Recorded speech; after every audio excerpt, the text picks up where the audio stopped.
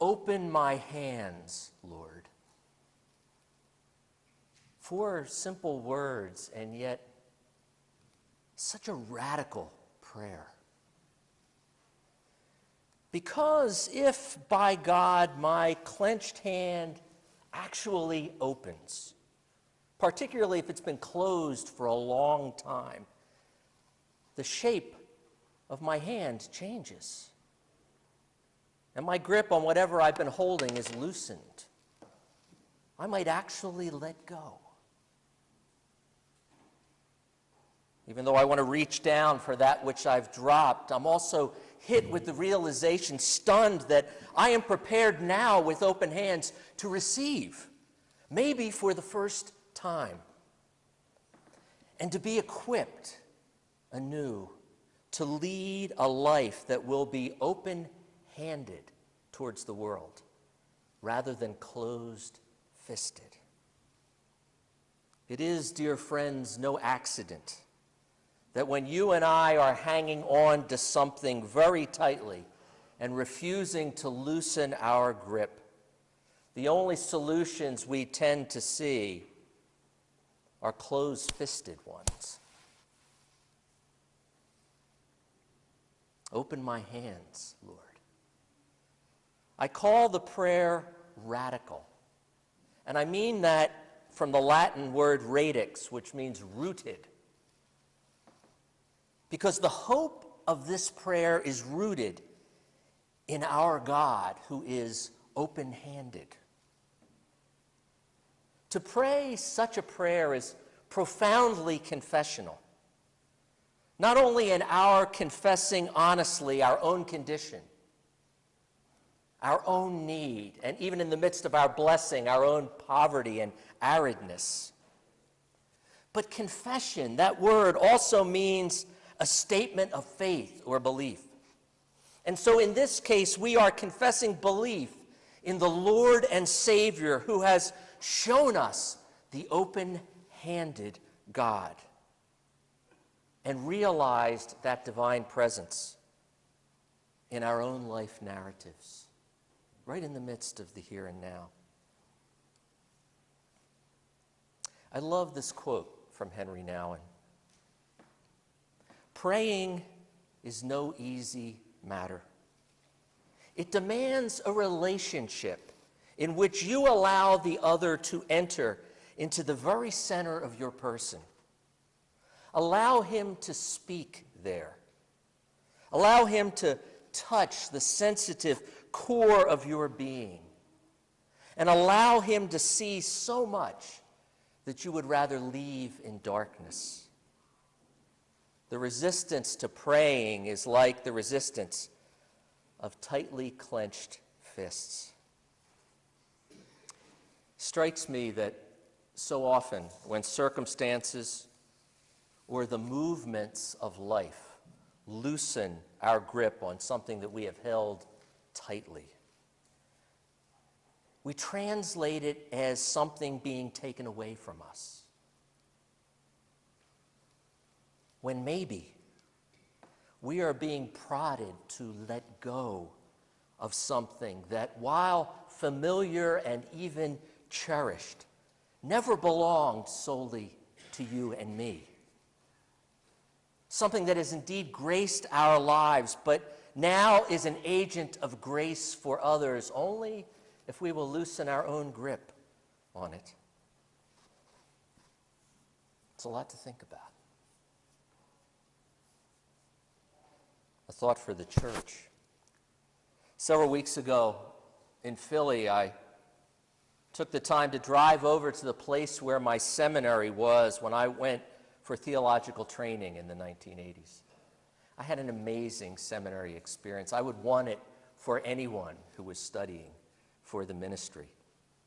So interactive, incredible learning, a richness and a diverse learning community. There were so many formative passages and so many cherished memories from those years and in that place. Now, I say that I went to the place where my seminary was because today the building that was my seminary is apartments and condominiums. The seminary sold the property 5 or 6 years ago because it was too costly to maintain the building and to still be able to invest resources in the mission of preparing and equipping leaders for the 21st century church. Thankfully, my former seminary still educates people, still molds fledgling pastors, and sharpens the skills and learning of even long-timers like the two of us. But the truth is that there are seminaries all over, and I've got to tell you, the United Church of Christ has some wonderful, wonderful seminaries. But there are seminaries all over that have fewer students these days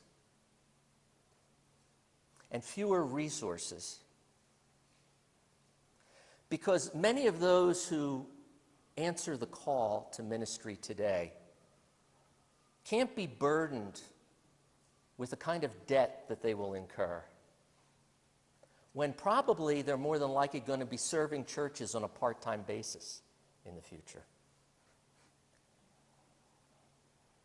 We have some leaders and some folks in our congregation who would make wonderful pastors.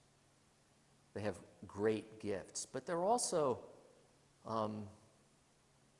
tending towards middle age, and as many seminarians and people called into ministry are.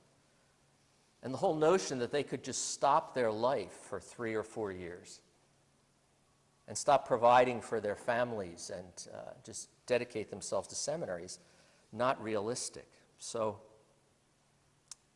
I think about that, and I think, as I looked at my seminary and I had all these memories and I thought about how I wish that was still going on in this place, I also realized that a theological seminary, is clearly not just a building.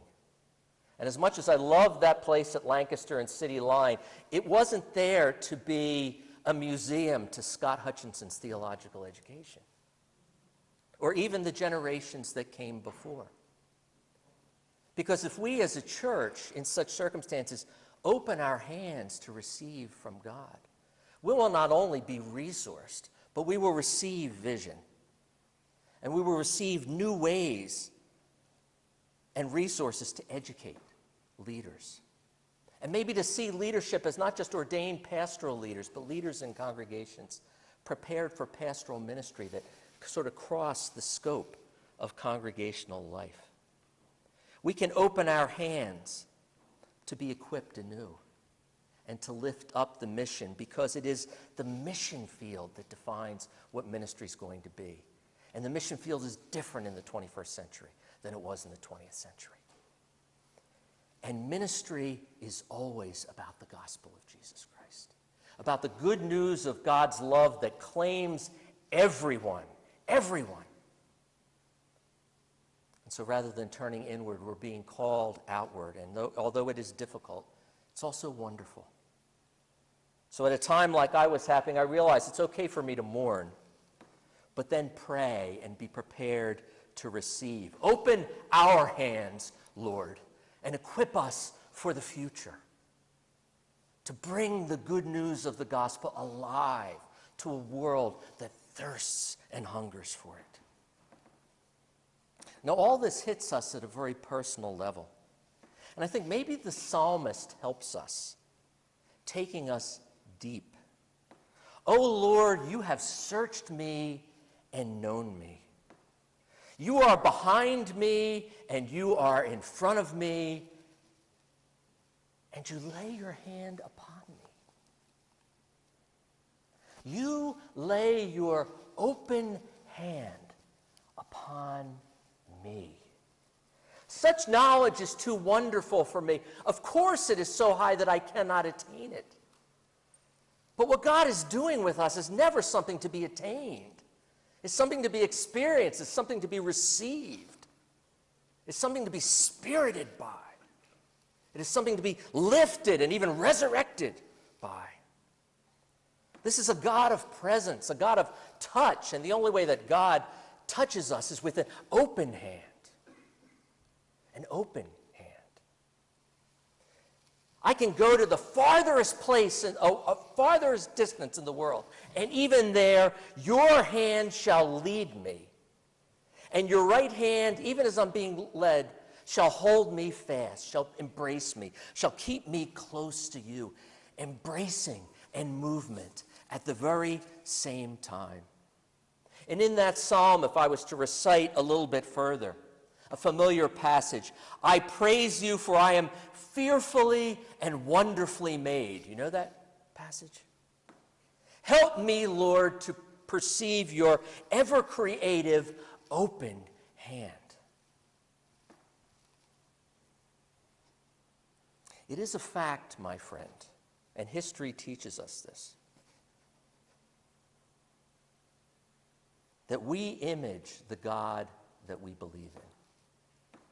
Now, I don't only mean that we all carry the image of God who has created us. That is surely true. But in our actions, we tend, as individuals and as people together, to image the God that we believe in, whether our belief is clear in terms of how we see God. And people and congregations who see a God and perceive a God and believe in a God who is fearful and scary and who tends to stay from a distance except to touch you with a closed hand, become very much at risk to do ministry that is, shall we say, heavy-handed, but distant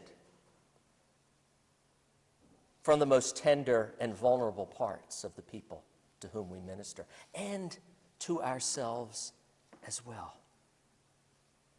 The passages from Deuteronomy that Dick read speak about God's people becoming soft-hearted and open-handed towards neighbors who are in need. And it isn't just a case-by-case basis, because what's being talked about there is a way of life, a way that God would have us live. Do not be hard-hearted or tight-fisted towards your needy neighbor. You should rather open your hand, willingly lending enough to meet the need, whatever it might be. There is an assumption on God's part that when we open our hand, there's something in there to share. Give liberally and be ungrudging when you do so. For on this account the Lord your God will bless you in all your work and in all you undertake. Now that last message, which is so wonderful about blessing us in everything, that's not talking about a reward we get. It's talking about communion that we experience with God when we live in an open-handed and open-hearted way. Because when we live that way, we receive other people and the humanity of others.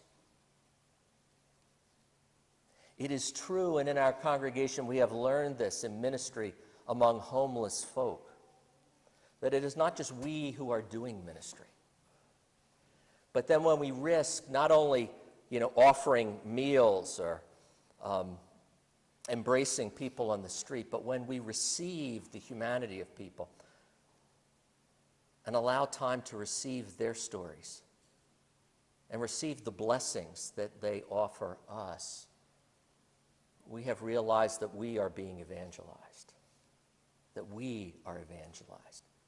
We don't evangelize the poor so much as the poor evangelize us. That's a core message in both testaments of the Bible. And this open-handedness, this liberal giving, this not counting the cost before we share with our neighbor, with our family member, that's how God is. And the spirit of God's giving will permeate everything we do, and as that happens, we are blessed. And I want to suggest that in that communion, it's not just our hands that are unclenched. We become unclenched as people, as human beings. This is a radical reorientation of values, very different than the way we measure things in our culture. These passages from the Deuteronomist are set in the context of the sabbatical year. Do you know what that is? Every seventh year, the land was to lay fallow and to be given rest. And so while there was the industry of farming and growing and providing food for 6 years, there's a recognition that even as we need rest, even as in the scriptures God needs rest, so the land needs rest. And so there was an enormous amount of trust invested when one lived this way, but it's also a way of honoring the gifts of God. But at that very same time, on the sabbatical year, that year of renewal, every seventh year, the debts owed you from other of God's people, they were to be canceled. The debts that people owed to you were to be canceled. And likewise, the debts that you had towards others were to be canceled, written off. Now, that doesn't work maybe so well in banking and in the economic relationships that we're used to in this world. But this is God's economy that we're talking about. Because God and God's people are never commodities. We understand that, don't we? You and I and our God, never commodities. We're not here to be useful to one another. We're here to live together in communion with one another and realize the presence of our God in the midst of us. And so for the people of Israel, the Sabbath and the sabbatical was about practicing a distinct faith identity in the world, one that would always manifest the graciousness of God and trust in God. It's as though the writer is saying, and God through the Deuteronomists is saying, remember who you are. Open your hands. Remember who you are. The command recognizes some uncomfortable truths about us. What is it that you read there, Dick? Be careful not to entertain a mean thought, thinking, well, the seventh year, the year of remission, is coming. It's getting near. And therefore treat your needy neighbor with hostility and give nothing. Maybe God really does know our thoughts, huh? I mean, if you lend and you're closer to the seventh year, well, you're less likely to get something back. But isn't Jesus the one who teaches us in the Gospels that when we lend to people, when we lend as people of faith, we're not supposed to expect some profit in return? Jesus takes it even further. When we practice this way of living, small or large, individually or communally, it has an impact on the world. It has an impact on other people. And there's someone else who's impacted. Who's that? Who else is impacted? Not a trick question.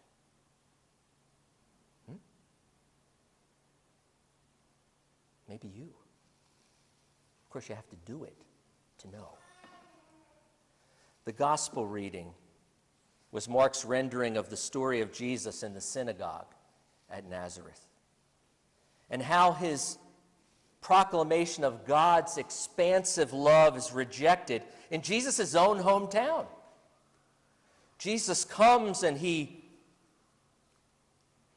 begins to talk about his own ministry. And actually, just a few weeks ago in the lectionary, it took 2 Sundays for us to consider this story from Luke's perspective. When Jesus, very early in his ministry, comes back to his hometown in Nazareth, you know, the people who watched him grow up. And he gets up and he speaks. And he claims the cherished text of deliverance from Isaiah 61 as his own. You know that one. The Spirit of the Lord is upon me because he has anointed me to bring good news to the poor. He has sent me to proclaim release to the captives and recovery of sight to the blind, to let the oppressed go free, to proclaim the year of the Lord's favor. And Jesus says to the people who are there, today this scripture is fulfilled in your hearing. It's coming to fruition right here. And in Mark's version, what did the people say? They said something like, what's this he's teaching? Where did he come up with this stuff? The Bible? Yeah. he describes a way of living that is open-handed towards others and recognizes God's open-handedness towards us, what we call God's forgiveness, the way that God gives God's self and God's treasure to us and for us before we do anything, before we do anything to merit it, before we try and do anything to earn it. It is ours to receive, and it is ours to experience and to come to understand that as forgiven people, we belong to God. Of course, in Luke's version, Jesus also goes on to give a couple of examples of God's grace to people who are not from the community but are in fact foreigners, which enrages the people. And Jesus, in his hometown church, gets dragged away from where he's preaching and is about to get tossed off a cliff. I'd say that sermon didn't go so well. Yeah. But maybe it's just a beginning. At the turn of this century, which I can't believe now is, 15 years ago, going on 16, there was a powerful social and political movement called Jubilee 2000, inspired by the biblical concept of Jubilee. And when Jesus, when he talked about the year of the Lord's favor, was talking about the Jubilee year, which was a version of the sabbatical. But after 7 sabbaticals, after 49 years, the 50th year was the Jubilee year. And it was a celebration of God's grace like nothing anyone would see. All debts were forgiven. Anyone who was in servitude or slavery was released. And any land that you and your family had lost through foreclosure or through economic avarice was returned so that everybody had a home. It was incredible. Well, Jubilee 2000 was in that spirit, and it was an effort to have creditor nations, particularly wealthier nations from the northern hemisphere, forgive the financial debts and the loan payments and the crushing debt service of poor nations, particularly in the southern hemisphere. Because in poor nations, where resources are so meager to pay back interest constantly, is just impossible. But John Sobrino, a priest and theologian who lives in El Salvador and who I had the pleasure of meeting about 20 years ago, he had a wonderful perspective on this that really resonates with Jesus. He said, if the human race, all of it, wants to celebrate a jubilee, which is open-handedness to the max, it is not only the poor nations who should receive the good news of forgiveness from us, but we in turn should be ready to receive the good news from them. So for the North to forgive the external debt of the poor countries would be a jubilee, but it would also be a jubilee for the North to allow itself to be forgiven and humanized by the South. To acknowledge that these loans so often were given in dire circumstances with all kinds of strings attached, or that they were offered as long as the wealthier countries had access to the mineral or natural resources of those countries. But to open up to this kind of truth means one world. What do we sing at the beginning? He's got the whole world in his hands. And I think about that, about forgiveness and an economy of forgiveness, and I think that opening our hands to God is also welcoming God's forgiveness and allowing ourselves to be forgiven. Open our hands to receive your forgiveness, Lord. Now there's a prayer.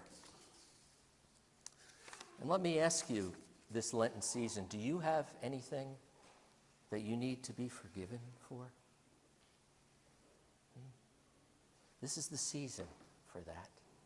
This is the season to open your hands in prayer and receive the forgiveness that is already coming your way. Finally, last word. Mark writes of Nazareth, and Jesus could do no powerful deeds there. In other words, normally, Jesus' initiation and the power in the Greek terminology, the dunamis, the dynamite of his love and of God's love, tended to spread throughout communities. But in this place, it was so rock hard, and the community of, I'm sure, beloved, wonderful people. But their hands are clenched so tightly that there is so little sharing at that point. It says he could do no powerful deeds there, except that he laid his hands on a few sick people and healed them. I heard that and I thought, except? Except that he laid his hands on a few sick people and healed them? Is that not a deed of power, of incredible power? Yes, maybe in world history, just a little seed planted in the loaf, but a powerful one. Just the other day in our Bible study, we were studying the scene where the fellow with leprosy, who is kept away from the community, approaches Jesus and says to Jesus, "You can make me clean. You know, if you choose, you can make me clean."